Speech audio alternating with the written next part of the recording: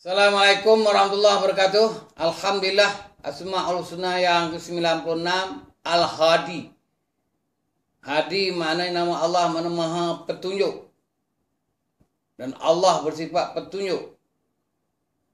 Dan manusia boleh mengambil petunjuk daripada Allah Subhanahu Wa Taala, iaitu berdasar kepada Al-Quran.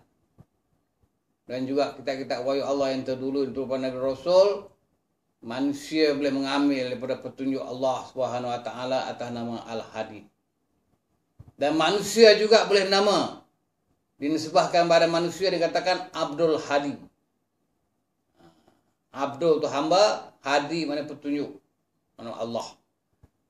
Hak manusia je Abdul je. Allah tu Al-Hadi, kata Abdul Hadi. Awang, Abdul Hadi Awang, Awang tu bapa dia. Maknanya Hadi maknanya seorang yang ingin mendapat petunjuk daripada Allah Subhanahu Wa Taala. Dan memanglah tanggungjawab manusia hidup di dunia ini, Allah Taala turunkan Al-Quran, dan Al-Quran itu Allah memberi hidayah untuk manusia. Nama hidayah. Hidayah itu mana petunjuk. Mana daripada Allah Subhanahu Wa Taala. Hidayah itu daripada Hadi tadilah. Petunjuk daripada Allah Subhanahu Wa Taala. Dan boleh dinisbahkan dengan nama manusia atas nama Hidayah. Nur Hidayah ke apa Wan Hidayah ke tak tahu. Itu maknanya ada hubungan kait dengan nama Allah yang ada pada diri manusia itu atas kapasiti Allah yang bersifat Al-Hadi. Al-Hadi itu petunjuk. Quran itu adalah petunjuk daripada Allah Subhanahu Wa Taala. Ada yang sebut cerita surah Baqarah itu, ceritakan Quran itu diturunkan pada bulan Ramadan, bulan Ramadan, syahr Ramadan alladzi unzila fihil Quran hudan linnas wa bayyinatin minal huda wal furqan.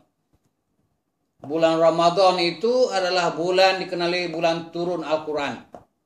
Quran diturun kepada Nabi Muhammad SAW mulai bulan Ramadan, 17 Ramadan.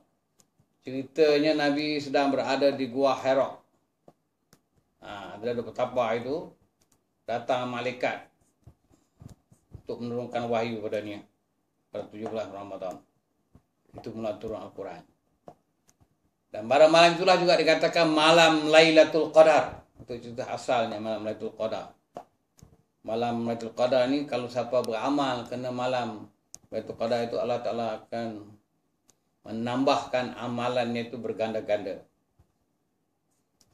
Itulah dikatakan Al-Quran ini turun pada malam Lailatul Qadar pada 17 Ramadan. Dan Al-Quran itu adalah hudan linnas wa bayyinatin minal huda wal furqan. Quran itu adalah menjadi petunjuk kepada manusia. Hudan, petunjuk. Dan nama Allah itu Al-Hadi itu mana daripada hudan lah, hada tu. Hadi itu nama Allah. Dan Quran sini adalah menjadi petunjuk kepada manusia dan juga memberi keterangan kepada manusia. Mana manusia boleh mengambil banyak pengajaran, ilmu pengetahuan yang terdapat dalam Quran. Yang sering saya kaitkan, ilmu pengetahuan terdapat Al-Quran itu ada 3 bidang utama yang besar, iaitu ilmu tauhid, ilmu sosial, dan ilmu sains tabi'i.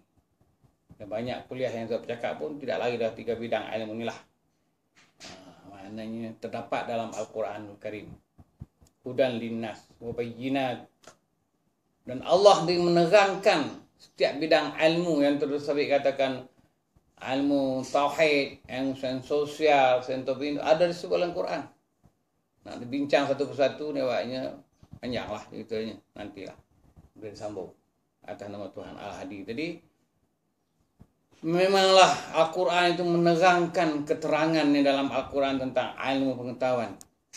Dan manusia dapat membezakan. Quran itu juga dikenali sebagai Al-Furqan, membezakan di antara perkara hak dan batil.